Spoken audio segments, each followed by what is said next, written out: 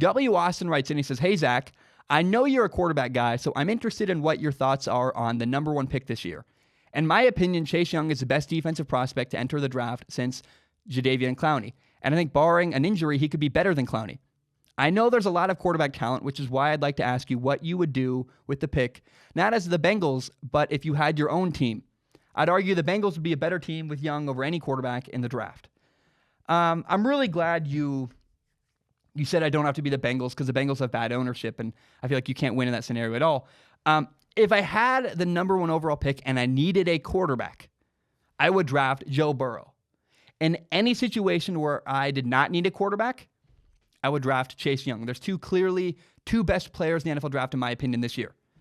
If you need a quarterback, you draft Chase Young. If you don't need a quarterback and you can draft anything, whether you have a defensive end or not, I'd draft Chase Young, the defensive end out of Ohio State.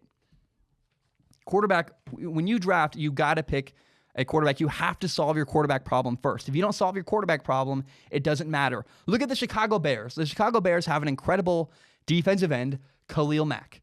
Hey, wow, guess what? They're not going to make the playoffs. They stink because their quarterback is awful.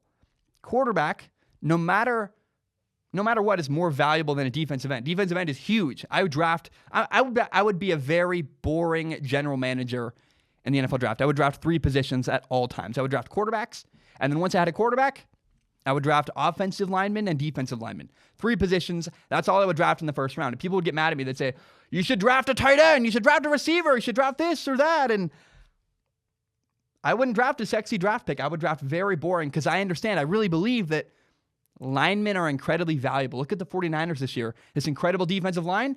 Oh, they're really good. Look at the Seattle Seahawks, have a bad offensive line. They're going to make the playoffs, but they're going to get killed because their offensive line is struggling. Or the Vikings, their offensive line is struggling.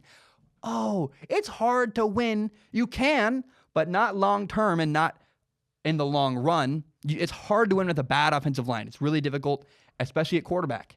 I get a quarterback, I draft an offensive line, and I draft a defensive line, and then I just keep doing it over and over again. You can never have too many good offensive linemen or too many good defensive linemen. That's exactly what I would do. And so I would draft Chase Young in the NFL draft unless I needed a quarterback. That's the 2 options to me. Those are the 2 players that should go number 1 overall. If the Bengals decide they want to stick with Andy Dalton, which I think would be a huge, massive mistake, then, hey, if they want to draft Chase Young, I'll support it, I guess. I just think that Joe Burrow is the future.